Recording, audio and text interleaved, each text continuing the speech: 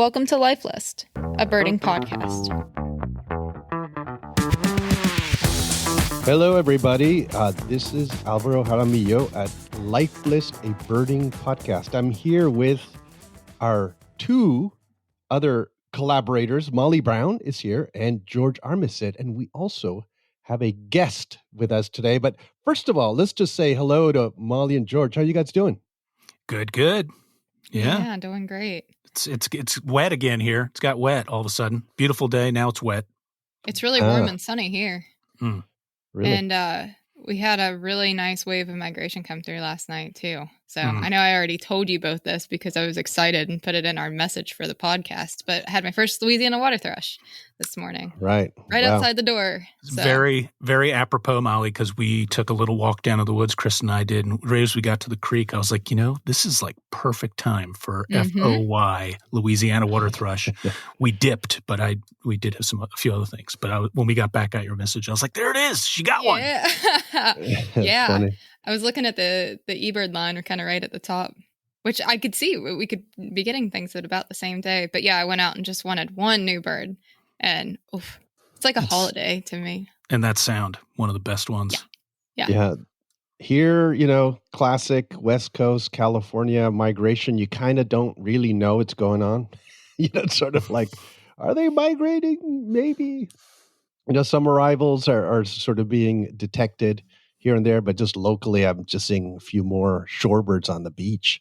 But I've not been back that long yet. But before, why don't we introduce our guest here today? Let's do it. Let folks know we have Matt Young here, who is the finch guru, the Finch Research Network head. So it's the head fincho, we could say, for Matt. the finch czar, right? The finch czar. Okay, Yeah. so we could go. Well, on Facebook, we're Finch Master. So. Yeah, that's right. Master. That's right. That's right. But hey, Matt, tell us a little bit more about you and the network, the Finch Network, and let people know what it's all about. Yeah, absolutely. Yeah, thanks for having me on, the three of you. The Finch Research Network, we launched it with the Finch forecast, the winter finch forecast that a lot of you know, at least here in the eastern part of the United States. In 2020, September 2020, we launched it. I was the founder. We have a board of directors. Tom Hahn from UC Davis is on it. Jamie Cornelius, Oregon State, Tyler Orr, who's the Finch, the Finch forecaster. We also have Holger Klink, who's the director of bioacoustics at Cornell. Tim Spar, kind of my guru partner that's always identifying crossbill call types. Like he helped out with the cache of crossbill out in California there.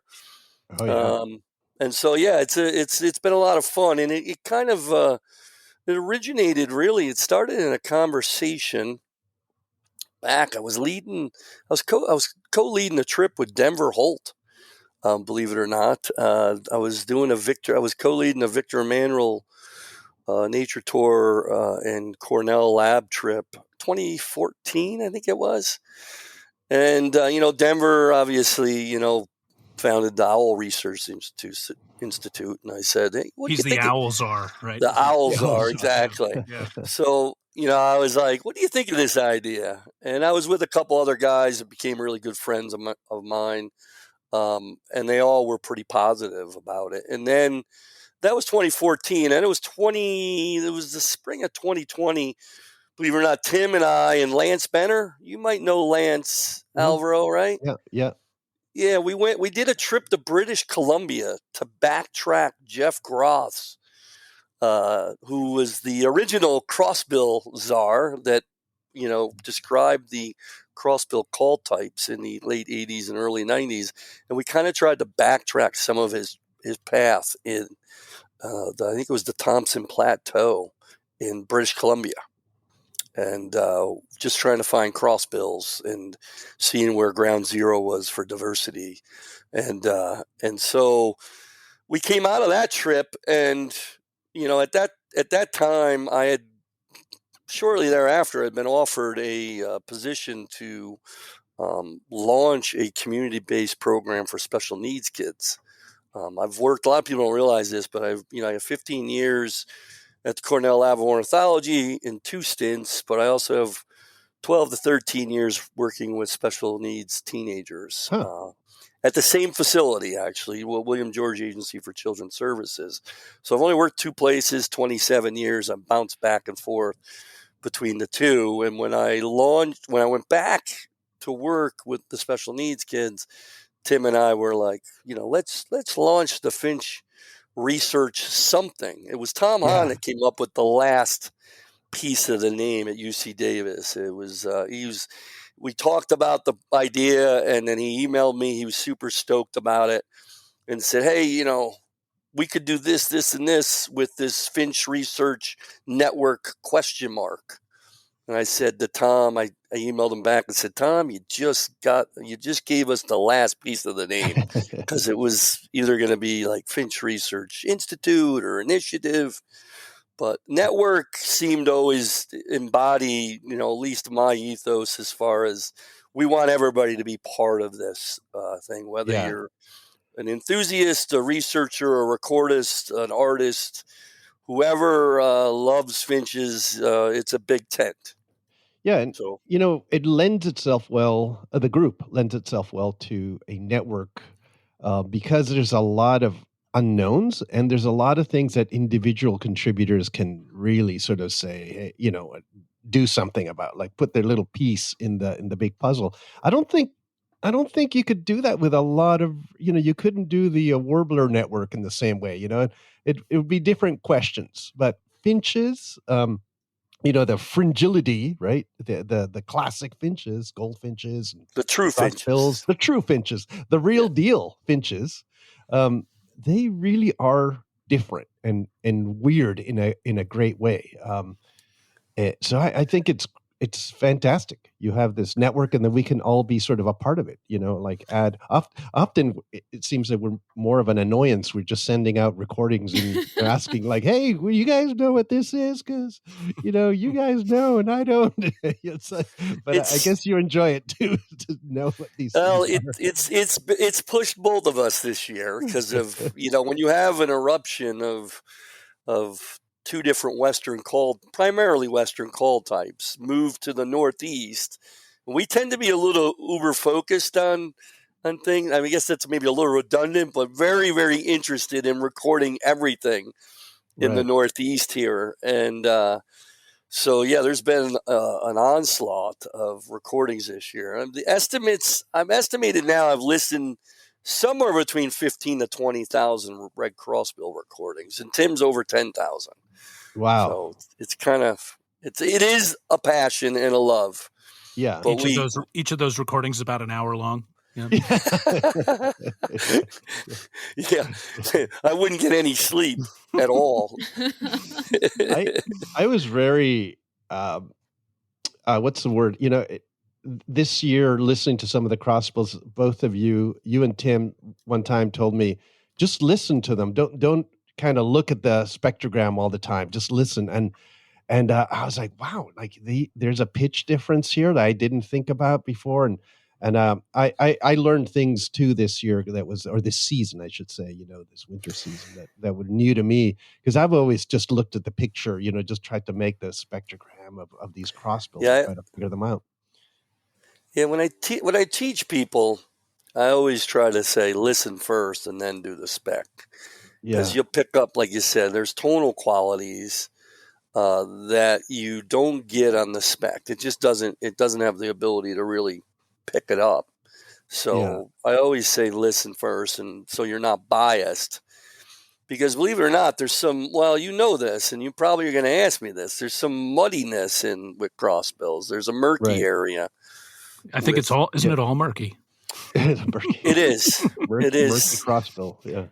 I mean, for the layperson, right, that like has heard, or not even for the layperson, but like we've heard for 20 years or something now that there's 9 species of crossbills, and everyone's kind of like, it seems like, been waiting with bated breath as to what's going to happen. I don't know if there's a way to summarize things for, overall for folks as to where that is, but maybe it's a toehold for having for. I don't believe it or not.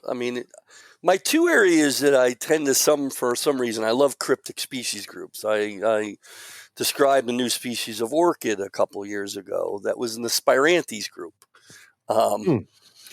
And that's even more cryptic than crossbills in a lot of ways. But I'm not a proponent, actually, I don't think we're going to see some big speciation, species being described in the crossbill, red crossbill complex, to be honest with you. I think it's a panmixia, quite frankly. For those that might not know what that is, it's kind of, I think, populations,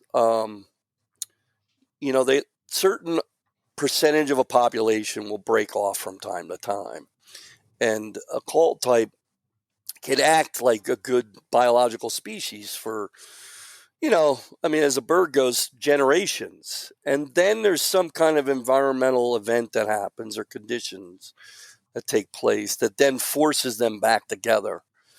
It increases hybridization again. And that keeps them from continuing off on their own lineage, in my opinion. Whether that would be, a year where you have mass cone crop failure across a large area, across several conifers, or whether that's a super like bumper crop of one species, and they're all packed into that one species. Or in the case of, I believe it was called the Badger Fire in the South Hills, where Cassia crossbill finds its home, 25. I've seen estimates anywhere from 25 to 45% of the range burned. I think it was summer 2020 now, and so you have a fire. You have an island, basically a mountain island, endemic species that all of a sudden a big percentage of the habitat burns. And what are you going to get? You're going to get some wandering probably, even if, they're known as a resident, call type. I mean, I think a lot of things all of us love to put these things in boxes. And I think when you kind of really step back, let the species do its thing and observe and think about it. They'll figure it out. I think species in general, we are a lot more resilient and opportunistic when you actually start to observe what's going on. Yeah, I think I buy into what you're saying, that so we have these multiple 12 now types in North America, is it?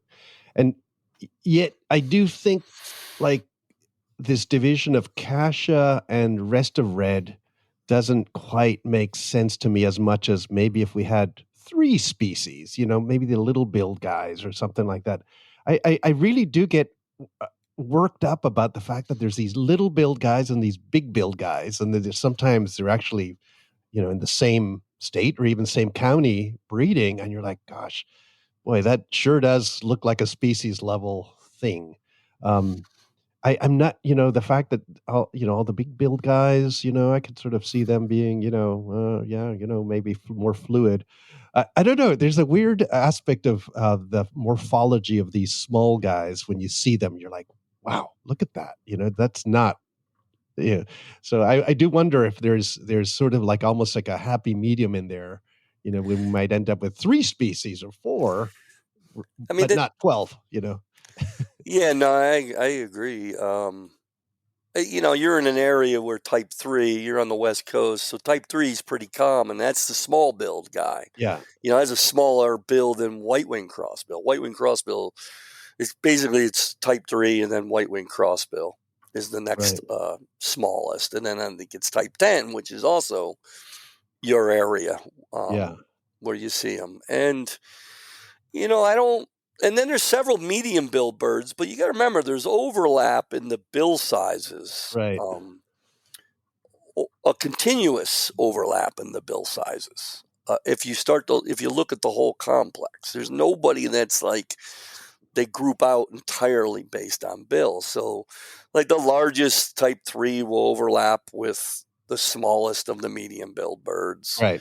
and the largest of the medium-billed birds will overlap with the smallest of the largest billed birds. So, I get what you're saying is like, will they separate out? And the thing is, with the soft bill, particularly with type 3, I mean, there's the way I've kind of described this now, and I might get, a little bit of, hopefully not too much backlash, but I kind of see there being three different groups with different life, like history strategies per se. You have the ones that have bigger bills typically are these pine, loving species, right? Sort of hard cone, big pine, ponderosa pine kind of thing. Yeah, and so there's two ways crossbills kind of form residency or quasi-residency, and that's, do you have a single reliable, cone crop for one species? Like lodgepole pine, type 5 doesn't really, I know we're getting into weeds right out of the gate here, but type 5 is, doesn't really move around much. I mean, it's a lodgepole pine bird mostly, although it loves Engelmann spruce as well. They're a lot more adaptable to different conifers than they're given credit for. And, there's not a lot of movement, not a lot of, nomadic behavior with type 5. And the Cassia crossbill, even though we're obviously seeing it move around now, for all intents and purposes is a relatively resident, or it doesn't really move too much. So you kind of have type 5 lodgepole pine bird and type 9, which is Cassia crossbill, which is also a lodgepole pine bird. There's a theme here. So lodgepole pine produces one of the most reliable cone crops in the world. So they don't have to move. Yeah. Now, type 3, which is a small-billed bird, and type 4, which is a medium-billed bird, they're largely at least been documented to be, or at least the thought is they're most closely associated, type 3 with western hemlock, type 4 with Douglas fir. They're highly nomadic. These are little cones, pretty soft cones, from what, Exactly. For the eastern people who might not know what a western hemlock looks like. Yeah, we have our eastern hemlock here, which is very similar morphologically. Getting hit hard by a blight right now, but yeah. Yeah, exactly. So then you have kind of these nomadic, to me, ones that, are at least studies have shown them to be more closely associated with species that don't form reliable cone crops from year to year. And that would be 2, 3s, and 4s. 2, 3s, and 4s move around the country. In fact, it's kind of funny. I mean, I often refer to type 2 as the eclectic crossbill. Or Tom Hahn will say it's the eat everything crossbill. Eat everything. Sorry, which type is that? Eat everything. Type 2. Which is a larger billed bird, most closely associated with ponderosa pine. But 2, 3s, and 4s move all over the country. And so is specialization the key there? It's hard to, I don't know if it is. I think the nomadic behavior and the fact that they're conifer switching throughout the year is super important there. And so the other way crossbills can form residency or quasi-residency is if you have an area of conifers and a diversity of conifers in a given area that kind of there's always something on the menu for them that have different cone ripening phenologies. So the soft cone conifers, the Doug fir, the hemlocks, they form cone crops, May, June, July. They ripen. The food's available right away. Spruce, same thing. And then you have these kind of semi-soft cone conifers, which is Doug fir and the white pine group, limber pine, white pine. And then you have the hard cone conifers, which are, lodgepole pine, ponderosa pine, red pine, jack pine, Monterey pine, which is another serotinous species, meaning that the cones are encased in a gelatinous, like a gel.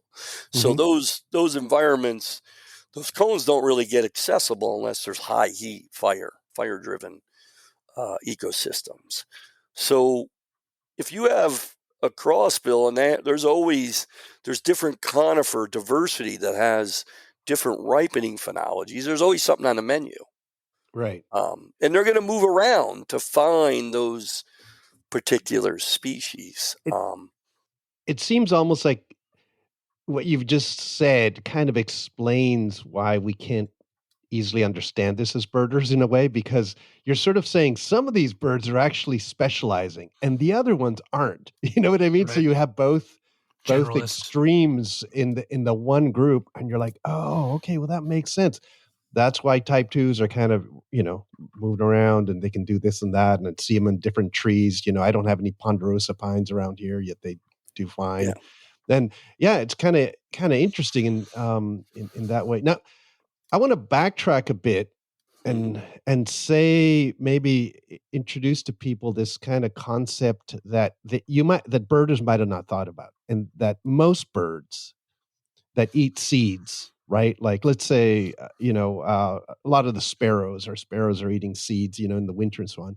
In the breeding season, they don't eat seeds. They eat, bugs and so forth. But a lot of these true finches actually eat the seeds all year round. Not always, right? Not all of them.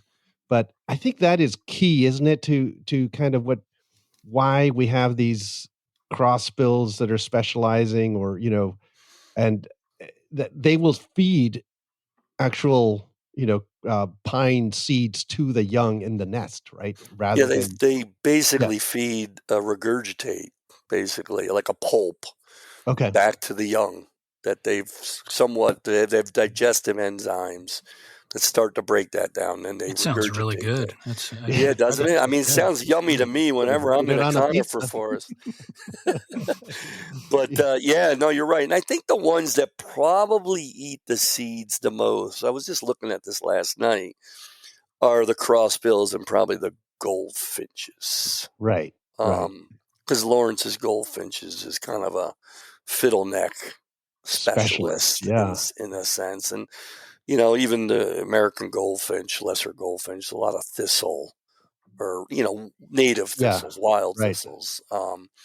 Now the other ones, and I do want to say to everybody that, crossbills do eat insects more than people realize. Right. Again, this gets back to that opportunistic kind of mindset. I think these birds are a lot more flexible than we give them credit for. But, you're not going to have a bill that crosses and not be specialized for feeding on seeds and conifers. That's what makes crossbills so amazing. And, that's why anybody that hasn't heard any of my presentations, I was a hydrogeologist, meteorologist undergrad major. And I realized at the end of my undergraduate at SUNY Oneonta that I didn't want to go into that field, because the main job in that field at the time was something called LUST. It was the assessment of leaky underground storage tanks. Oh, okay. I was confused at first. Yeah, exactly. Somewhat on purpose. But anyway, and it was, that last semester at SUNY Oneonta, I decided that I would start to take up bird watching. I actually took a continuing ed class at an Audubon person taught.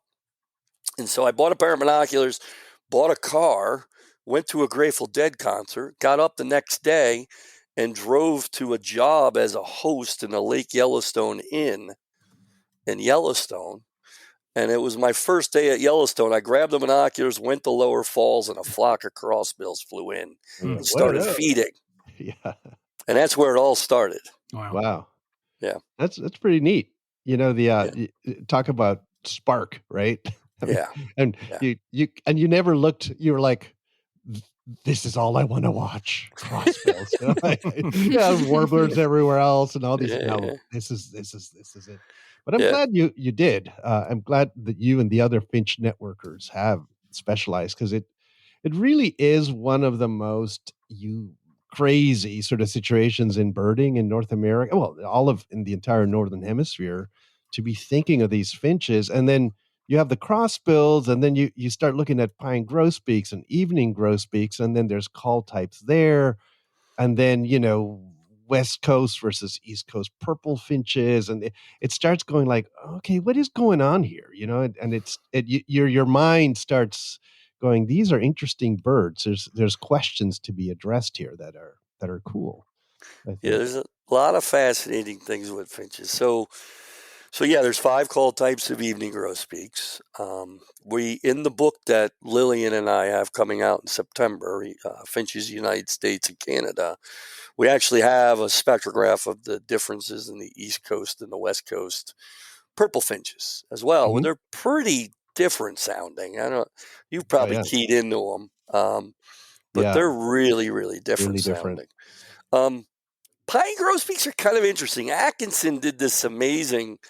There really hasn't been a lot of research done on pine grosbeak over the last, I'd say, 40, 50 years at this point. But Atkinson was the one that kind of did a lot of the vocal analysis. And that was like in the 70s, late 70s or something? Yeah, okay. And I should add that Atkinson was Groth's master's student advisor at Virginia Tech.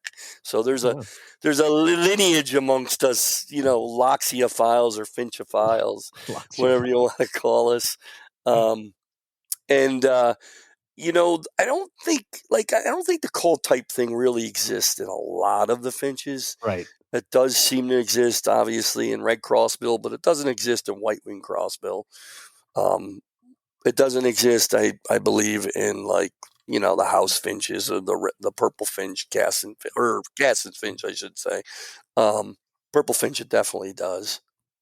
And the interesting thing is when you step back and look at the call type thing with pine grosbeak, there seems to be kind of clusters. Mm-hmm. The 2 northern ones, the eastern one does this most. A lot of times people hear the kind of lesser yellow legs 222. Right. Yeah. The western ones, except for where the northern ones, I think it's subspecies Montana, which is the Rocky Mountain bird, and then there's Flammula, that's kind of the Pacific Northwest bird. They will give some of those kind of 222 calls, but they give a more modulated 2-note call. And they don't give as many of those whistled yellow legs type calls. Mm-hmm. So there doesn't seem to be a clear call type thing in pine grosbeaks, other than there's some similarities in the eastern bird is different than the western birds, and where the ranges meet, right, there might be some learning going on, and there's some overlap there.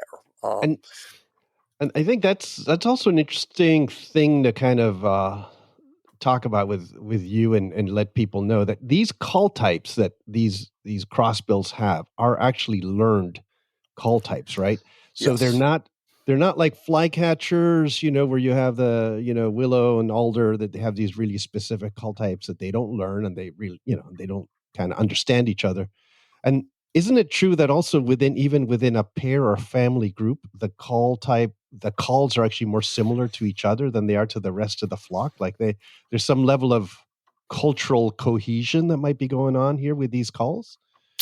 Yeah, in particular especially with crossbills, which is a great example, and that's where this has been studied probably the most at this point, is when there's good conditions for breeding, a pair will go through a period of call modification, mm-hmm. where they can kind of converge on a very, very similar, flight call, both in sound and in the spectrograph. And so, they go through a period of learning and kind of call modification where they end up with the same. Now, the interesting thing is it doesn't seem like all pairs do it. Right. We're not really sure. And, there have been, Craig Benkman, who's studied, Casher crossbill and who's has done a lot to advance, what we know about crossbills.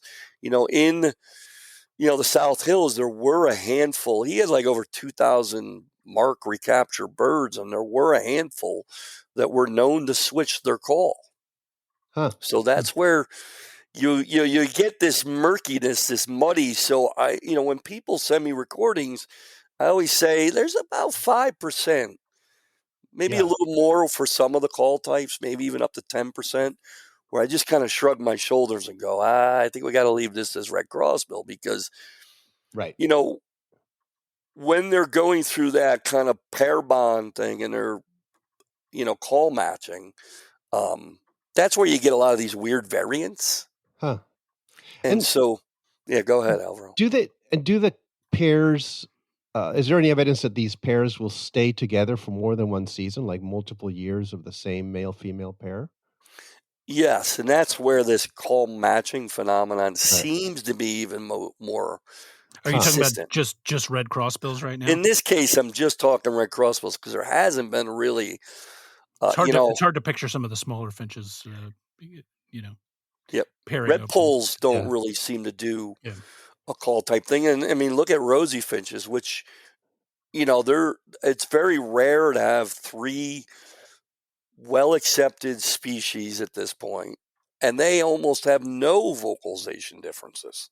Yeah. Right. So, I mean, your head just kind of, my head explodes when I think about that one sometimes. Yeah, and rosy finches, to me, I feel like, okay, so we pick these 3 to separate, but then the Hepburns and the St. Paul, the Pribilof ones seem so different to me that I'm like 20%. If you're going to split these 3, you got to do the other ones. Yeah.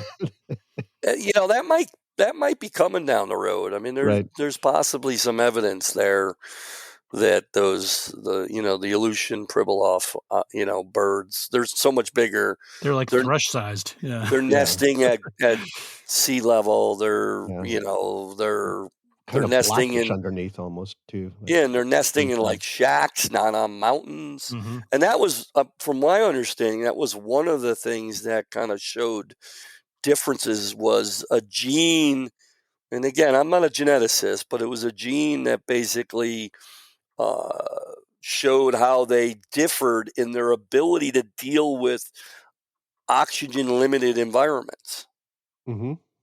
So when you get up 14,000 feet, there's genes that give the ability for those birds to be able to function at that level. Whereas, it's pretty wild. I just got back from looking at.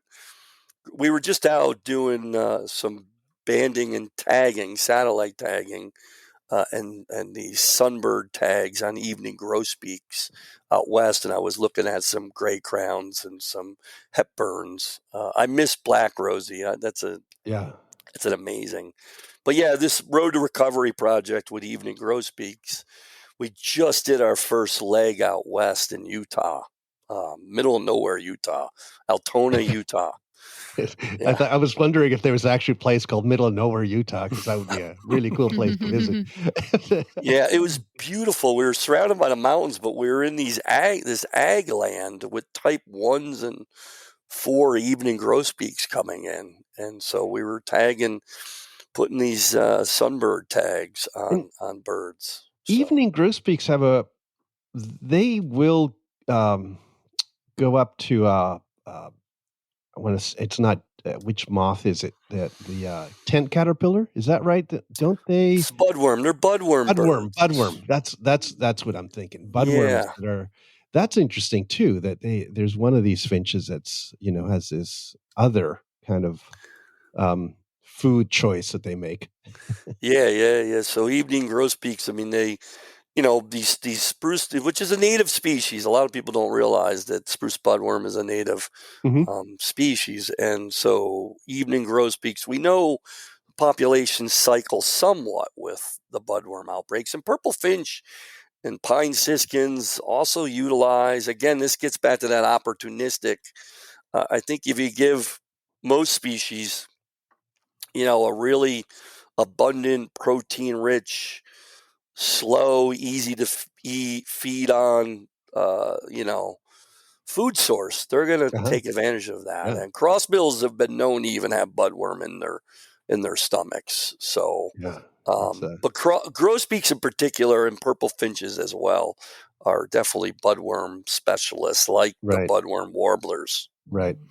So interesting. Matt, you were talking about sort of the kind of the learned aspect of these finch vocalizations and the plasticity, I guess, of some of the species in their calls.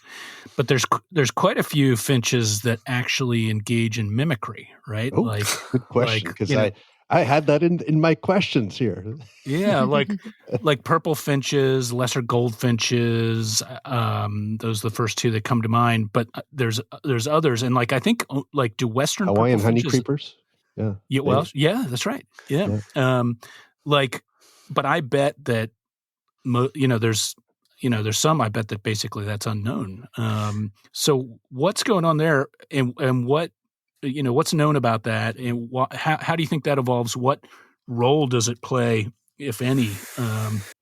Well, the fascinating, we cover this actually. It's one of the topics that I list as one of the top topics that for research. It's a research area that needs additional studies. We list this in the book. We cover like the main 18 breeding species in the book, and then we cover honeycreepers. Who's the publisher for the book? Is it? It's a Stokes Guide. It's with Lillian. It's Hachette Publishing or Little Brown and Company. Nice. So it's Lillian's 36th book, Awesome. which is just it's amazing. It's amazing to bring this passion and I've had for 30 years now. It's like my life's work. That it's just it's so great to be able to do this with Lillian. It's been a joy. But back to your question, George, is this is an area that needs research, and the thing that's so fascinating about this question to me, and this is why it needs to be researched. And there's not a great idea. Like they used to think like mimicry in mockingbirds was a sign of fitness, I believe. And I think they've backed off of that some in recent years. It's not entirely understood why imitation of other birds, why certain species do it. But you're right, with finches, you have amazing mimicry in Lawrence's and lesser goldfinch. But get this, none in American goldfinch. Right. You get amazing mimicry in Cassin's finch, purple finch, but none in house finch. Yeah. So, and those are the descendants. So you don't know if is it some reason to diversify? It's another layer of diversification from. I have a theory. Go ahead. I'd love to hear it. So, like in the honeycreepers, which are actually finches, right? They have the loud song that they don't mimic in, and then they have these soft songs, like low volume, close proximity whisper songs where they mimic. If I watch my purple finches in the backyard here, it's similar. The big loud song that you hear all the time, no mimicry. Then there's a secondary song that often is given at sort of half volume that has got a different set of parameters in it, and that's where they mimic. And I think like the loud song is sort of territorial. It's I'm here. This is whatever. But the other song is probably more to, mate attraction. Like one of them's more for the same, for the general sort of like stay out of here, and the one where they mimic is more like hello, what's your name, kind of thing. Yeah. It's sort of the the speed dating kind of song. But there's more. There's an element of it's more conversational. It's less. It's more about pair bonding, and the first song is more about territoriality. And there may be mixes there. I like this album. I think you're on to something, and that I've talked about a few different times with others.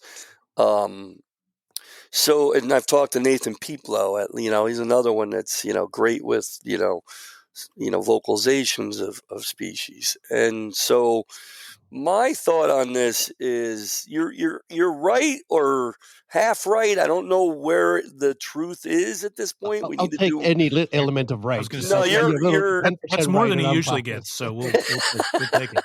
Yeah. We sip a beer, and maybe you'll be even more right, So, so their stereotypical song, which seems to be kind of fixed and louder, and it's territorial based. I don't know if it doesn't have anything to do with the pair bond, though I think it probably does, because finches actually aren't really known to be protective of like a given area. They're kind of colonial or semi-colonial nesters a lot of times. And so what they do is they kind of move around an area where the female is, even when they're given this kind of louder, stereotypical fixed song that you know they're breeding. Now, George, you said, I've always called, you're right. So when finches are in flocks, you see this early on with goldfinches and siskins and crossbills and pine grosbeaks. They're social. And so they're given this long conversational song that is almost open-ended. And they're doing the mimicry in that. And it's often at half volume. So I call that conversational song a lot of times to people when they're in the flocks. And Alvaro, to give you a little more right, they might very well be singing particularly to one female in that flock. But how do you tweak that out isn't super easy, because these birds, finches, often form pair bonds within flocks, within social flocks. So they could be very well like, I don't know, sweet talking kind of conversational song where they're just doing this incredible mimicry as part of that pair bond. I don't know. I mean, it'd be a great experiment. Do females sing in the finch? I was wondering about that as well. They do, actually. In fact, I had a female red crossbill in the Adirondacks just recently that was singing. I mean, unless it was some odd. So how you tell crossbills? A lot of people don't realize this. They'll see like, a yellow bird and they'll say it's a female. A lot of times you can get young yellow-looking males. Right. It's the lack of color on the throat that you can tell the female red crossbill from a male red crossbill that might be yellow. So it's always good to keep that in mind. But a lot of the females in finches will sing some. I think it's known in purple finch. It's known in red crossbill. It's known in pine grosbeak, I believe. It's known in at least half of them, I think, where the finches will sing some. It's not at the same kind of intensity a lot of times. But yeah, it's kind of fascinating that they... with the whole idea of vocal mimicry and purple finches, do eastern purple finches mimic a lot, or some, or none? I don't know if you'd call it mimicry, but you certainly hear them doing like vireo sounds and other sounds that certainly but the vireo song is actually just a song that sounds like a vireo. It's a different thing. Yeah. Because it's a different. Yeah, in the West they mimic. Like, you'll get right. I have them in my backyard, and they're doing, Stellar's jays and all sorts of other stuff. The eastern one does the same. I gotta say, they don't seem to do it. It's an earlier season thing, and they don't seem to do it with a ton of regularity. But when you get a bird that's mimicking others, they really are great. They're great at mimicking others. Pine siskins are a great mimic too. Yeah. I mean, but red poles don't really mimic, it seems. Right. So it's kind of, again, and then you take evening grosbeak. Do they even have a song? Huh. That's wild. Think about that. I mean, we think they do, but they kind of string together like predictable phrases of trills and calls, more so like within the first couple hours after dawn kind of thing. So we do. I mean, Nathan wrote a really nice earbirding piece on this that him and I talked about. It's a good site for folks that don't know, right? Earbirding.com. Yeah, exactly. Yeah. I can't promote Nathan's stuff enough. Yeah, really. He does great work. Absolutely. So for me, like a very personal question, Kasha crossbill, right? we had these I guess one or more. It's hard to tell because there's birds in a flock, but at least one bird identified as Cassia crossbill here in, just a few miles from my house this winter, this season. And one of the things that the local birders and I guess the committee, eventually in California, because it's a new bird for the state, is, can you say it really was a Cassia crossbill, or given that they learn the songs, but also given that at least some of the recordings were sort of dead on, like some of the recordings were a little, iffy, different, or just, they were distant, or, just not quality, but the real quality recordings seem to show at least one bird that is dead on for Cassia crossbill.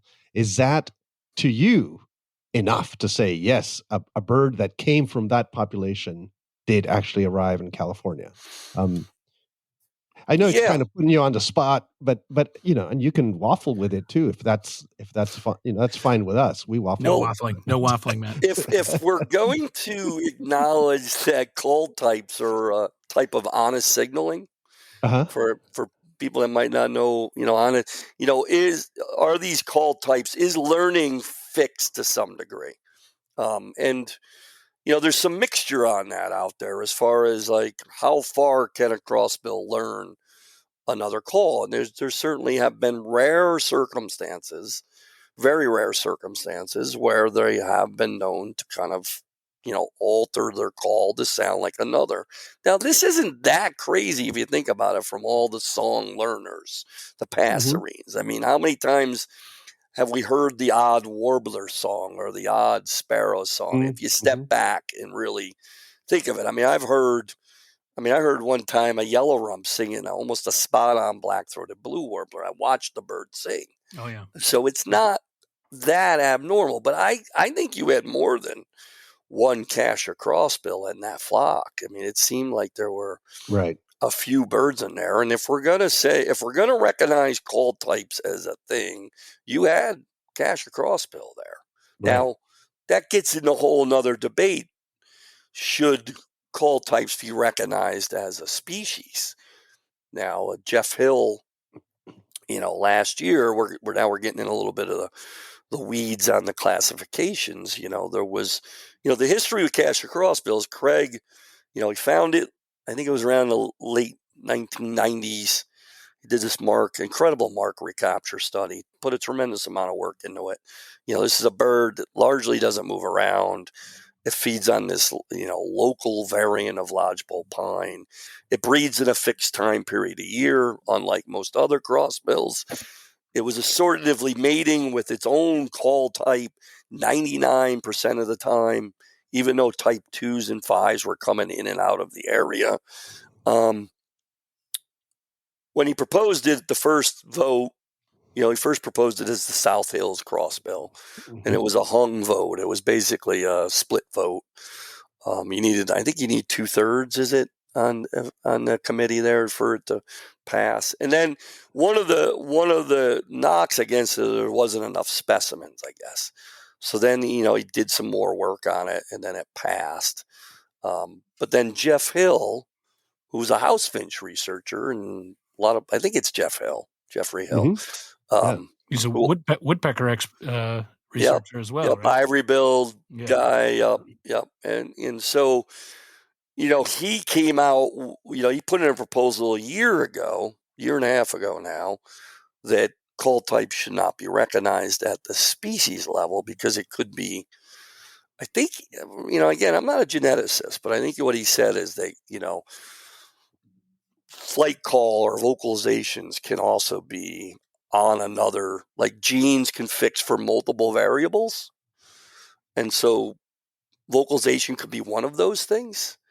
Like with red poles, I think the deal is there's a continuous overlapping variation with the red poles. And so Jeff said, he put in a proposal saying that this shouldn't be recognized as a species. And then the vote went from a split vote the first time to like an 8-2 vote when it passed, to when Jeff put in a proposal saying it should be lumped back in with red crossbill. It then went from an 8-2 vote to a 6-4 vote. So this, these are humans trying to, make some sense of this stuff and classify and categorize it. So sounds like all square pegs and round holes to me. But yeah, I think the original info is. I mean, you've got some solid stuff. You have sympatric. You have the other types are there. They're actually mating. You said 90-something%. That's 99%. That's way better than a lot of warblers. And or hummingbirds. I mean, that's pretty strong to me. Like that's solid. I mean, if one of the crossbills was red and the other one was bright yellow, nobody would have a problem with the fact that they look alike is the thing that makes people go nuts, right? Yeah, these cryptic species. Now does the fact that they're wandering around more now, does that change the dynamic? Possibly, but I again, it doesn't to me. I mean, I find it hard to believe a crossbill is ever like resident. You know what I mean? To me, it's like crossbills maybe have a residency period, maybe 20, 30 years sometimes, and then suddenly something happens and they move. That's part of being a crossbill. It just sort of seems, unless you're on Hispaniola, then you're kind of stuck, That's an amazing bird. Yeah. I mean, it's a glacial relic of white-winged crossbill that's got a bigger bill. It doesn't really have much of a song. Looks like a white-winged crossbill. Feeds on pine. Yeah, I'd love to see it one day. I got to go there. Yeah, yeah. That's a great bird. I haven't seen it myself, so yeah, fascinating. So, changing questions for everybody. Is there a finch, and maybe you could go even worldwide or North America wide, that you would love to see that sort of attracts your attention? Molly, do you have anything comes to mind? Or one finch that you sort of like in North America that just sort of, it's your fave finch? Oh gosh. What I really want to see are the rosy finches. I've only seen gray crown. So oh really? Yeah, I haven't seen the other rosy finches. So that's a really easy answer on ones that I would like to clean up. Yeah.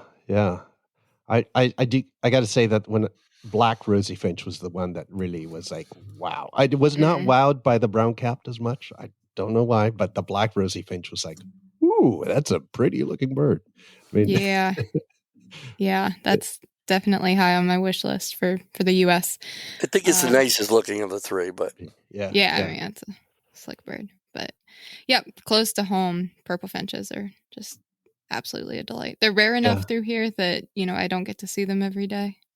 Right. And so it's a special. Yeah. Yeah. How about you, George? It's a good question.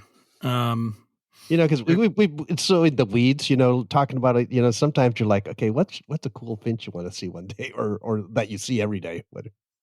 There's so many Asian finches that I'd like to see. Rose finches. I mean, some of the ones you see on your Japan tour were some of was long-tailed rose finch and right.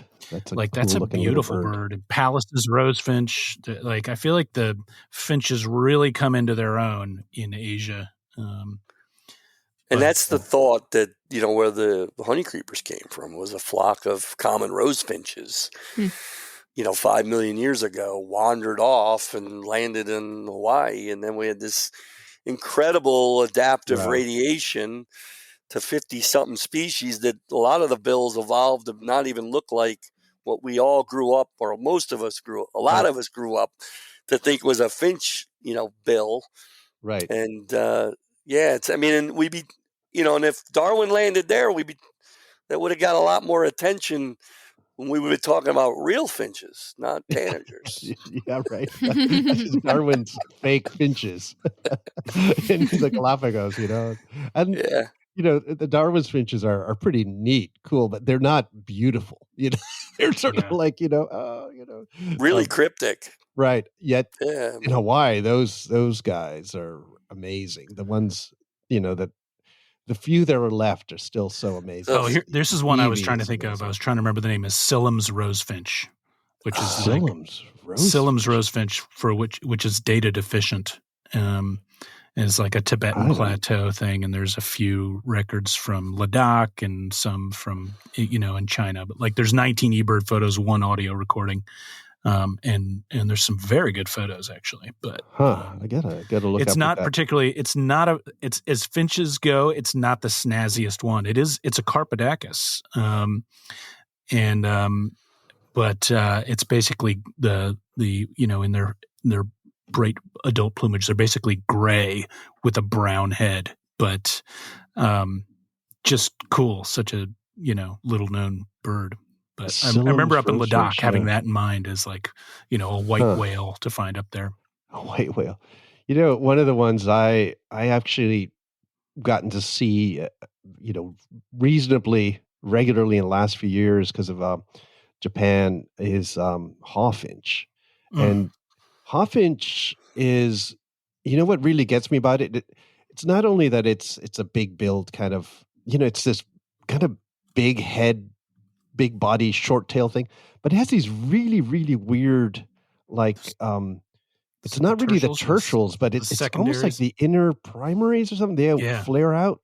Yeah, and you totally weird. See that, and they must create some kind of sound, or it must be used in display somehow, right? Because that's totally different. Yeah. Totally different. And the moment you see that, you can't unsee it, and you're like, wow! Like you thought the bill was going to be that thing that gets you, but then you see these little feathers on and you're like, what the heck is that? Why'd you gotta make some kind of mechanical sound or something? Yeah. I haven't seen hawfinch. I would love to see hawfinch. I mean, I know it's it's kind of, we think it's closely related to our evening grosbeak and hooded grosbeak. Right. So it's Cocothrastes. Cocothrastes, yeah. Although there's a proposal to, I believe, to switch them. Yeah, keep that one Cocothrastes, but R2 here in the States and Mexico Hesperophona again. Yeah. I think that's the proposal. That I saw for this year, which red pole's also is proposed now to be lumped. Yep, that's going to be a lump. And by the way, for folks who travel around a lot, euphonias and chlorophonias are part of the group too, right? Such a great group of birds too. Yeah, they're finches. We used to think they were tanagers, and now we know they're finches. And when you realize that you start to hear them, you're like, those are homologous finch calls. Yeah, exactly. And it's when people ask me, sometimes when I do these interviews, these podcasts and stuff, and they're like, what makes a finch a finch? Is it the bill? And I'm like, that's what we used to think. But now with genetics, it kind of, there isn't really like one thing that you can hang your hat on as far as like what makes a finch a finch. You're right with the calls, the social contact calls, although other sparrows do social contact calls too, right, to some degree at least. So I was just leading a trip a few weeks ago in Chile and Argentina, and one of the things that 2 years in a row now I've seen this the siskins down there, which are really goldfinchy things, the hooded siskins. There's these sort of lowland hooded siskins that are really bright, and then I've been seeing these highland hooded siskins that are a different subspecies that are really green. And you could probably see the two in the same day if you tried. And I'm thinking, wow, if there's a lot to be done here to figure out all these South American and Central American siskin species, because there's more than meets the eye. Yeah, I think in the same thing across Eurasia, once people really start to dive into this stuff, green finches. There's a lot of diversity that has yet to be described. There's a lot to learn still with this incredible social, this group of social species that are just amazing. One of my favorite finch names is Himalayan beautiful rose finch. Or Himalayan. Oh, he's got it. Yeah. Hey, Matt, before we're getting close to our time here, coming up on the hour, one thing very curious to ask you about one of your other recent media appearances. you made a cameo on the Early Worm Gets the Bird series. You guys, folks, I know a lot of the listeners are aware of these guys because I've gotten a lot of messages about them. They're pretty funny. But yeah, they. What was that like? What was that experience like? Yeah, so we were working on the Evening Gross Peak Road Recovery Project in Saxim, and I was hanging out with Sparky Stensis, who was the executive director there, and they had kind of arranged to kind of connect up there, so that they're trying to see as many. They're basically my gist, and we had some nice back and forth kind of comedic jabs at one another. Obviously, they showed me as like a Bob's Burger guy or something. I think that's what it was. They're like Finch expert Matt Young. They're a blast. I mean, I think they're funny. It's not for everybody. It's that what Letterkenny kind of humor, slap shot. If everybody remembers the movie, yeah, the hair is definitely very reminiscent of Slapshot. Yeah. So in our barbs back and forth there, I said, you guys are pretty funny for our hockey players, because they were both hockey players that are no longer playing hockey. So my understanding is like they were like, what are we going to do? And we're like, well, we'll go, around the country and see as many birds as we can and kind of make some humor out of that. And so that's kind of where that back and forth came from. But I think they're great. I think we got to laugh at ourselves sometimes and be able to laugh at things. But yeah, I did a cameo there. I don't know if we want to I was one of the highlights of my year was speaking at Frontiers, the symposium, as well, which was where I met both Molly and George in person finally. Lifers. So, lifers, exactly. So yeah, Frontiers Symposium for Youth in Ornithology. And I don't know if you want to mention anything about that, Molly, or sure. Yeah. We were just talking about this in a meeting the other night for Frontiers, but we talked about the symposium a lot before it happened in November. In our third symposium, when did that happen? Was that November? It was November. Yeah, that was November. Yes, early November. Our first one was in September. It threw me off. Anyway, our next symposium is happening in 2025 in November, so we'll be having details on that. But in the meantime, we're rolling out something that we've wanted to do since we started the organization, which is what we're calling Frontiers Institutes, which are one-day events that are meant for small groups to be hands-on experiences and exploring different career paths in ornithology or conservation science or related pursuits.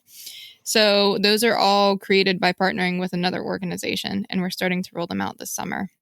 So that's what Matt and I have been working on that front too. Nice. And getting those plans made. Yeah, it's going to be really, really cool. Yeah, definitely. We're on the board together, Molly and I. So it's exciting. It's great, with these two different interests of mine. And Holly Merker, as we all know, is a friend of, I think, all of us out there. It's my area of interest where I am both a social worker and an ornithologist is, kind of that, wellness around what we all do. I just think scientists need to get more and more, or birders need to get more and more comfortable with why do we do what we do. And we don't do this just for the data. We do this because we love it. Right. And we do it because it makes us feel good and makes us feel like keeps us kind of, in a healthy state. Yeah, feeds the soul. Mind. Exactly. It feeds the soul. And so, you'll continue to hear me plug that whenever anybody is willing to have me on. So I also want to plug you guys do the finch forecast, and I was a good friend, Ron Pittaway's back. He was kind of a mentor of mine as a teen birder. He was the guy that started this, and to me, there is such genius in this concept of like, look at the trees, what's going on broad scale, and predict what the finches might do. and you get, it comes out every year before sort of in the fall season, right? Sort of right before Yeah, it's winter, like end of September. Yep. end of September. So I would have folks go and search this out, either look for the Finch Research Network or the Finch forecast to get the latest that's coming up. And I hear that you're going to start forecasting stock market too. Is that right? You guys, based on no, because that's I what I heard. wish. I mean, I wish yeah, I could. But seriously, I mean, the Finch Research Network. In fact, we have this on the website. If it wasn't for Ron Pitaway, they're starting this love and passion for finches that goes back decades now. We would not have had the traction that we have today with right. this widespread love. So we lost a great one, in my opinion, Yeah. when we lost Ron.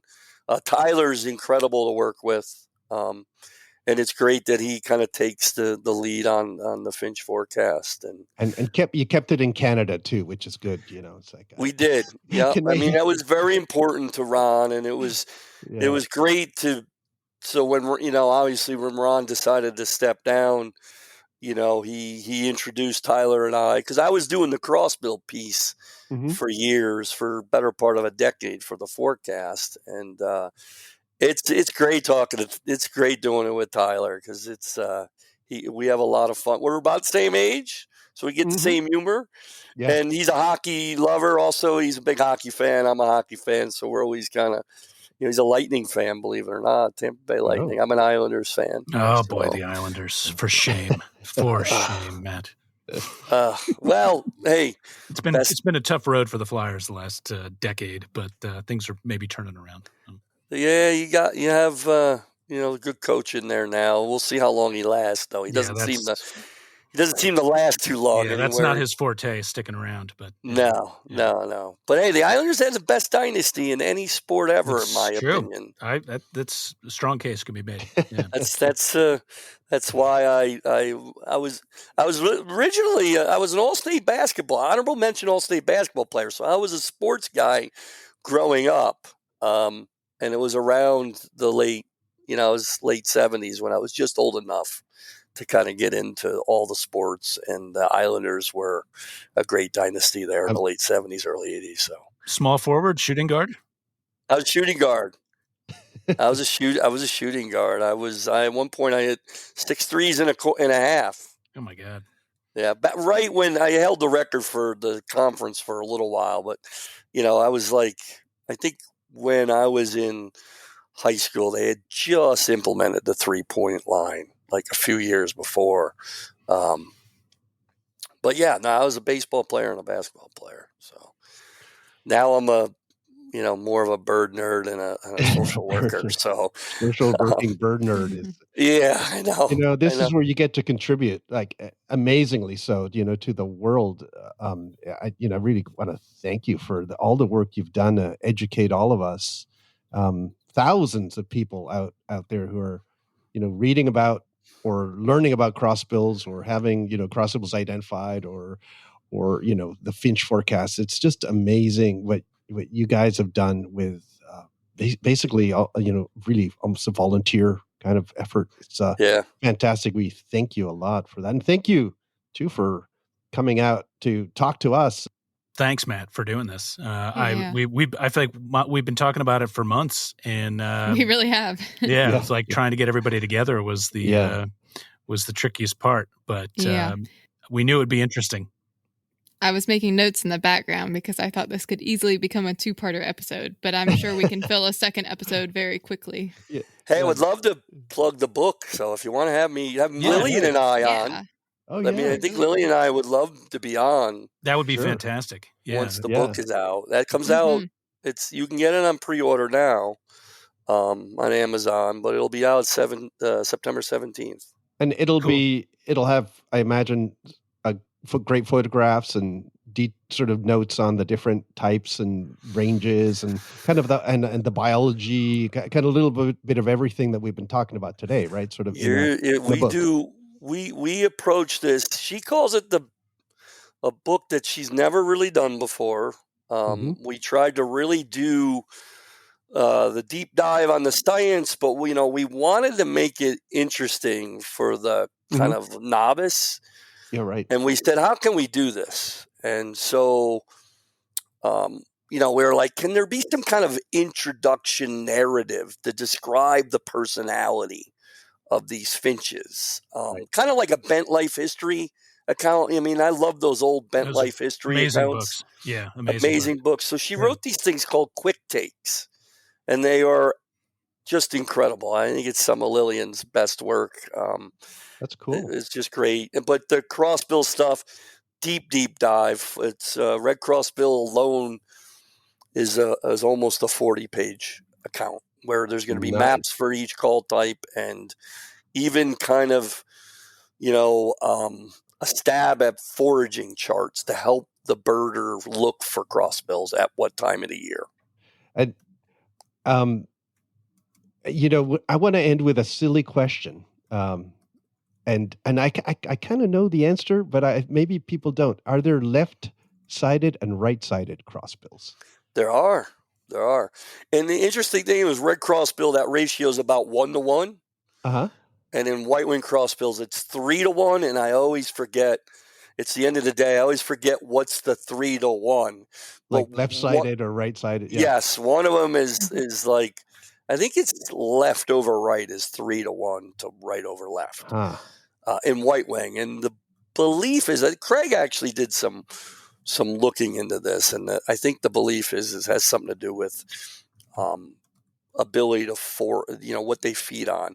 People don't realize that red crossbills can forage on a lot more of a variety of conifers and actually meet the energetic requirements to breed, whereas white wings can't. White wings really feed on white spruce, tamarack, and black spruce, and sometimes some Doug fir and Sitka and red spruce. But it's really they're really keyed in on the spruces, the boreal trees, essentially. Yeah, white spruce is kind of the universally used conifer for all the crossbills. So, well, cool, Matt. This has been amazing to just sort of have an expert talk to us about all these things, and I'm sure we're going to come up with more questions for the future when the book rolls out. And thanks so much for talking to us. And I would say thank you. Goodbye, everybody. Right? Yeah, thanks for having me. I look forward to next time.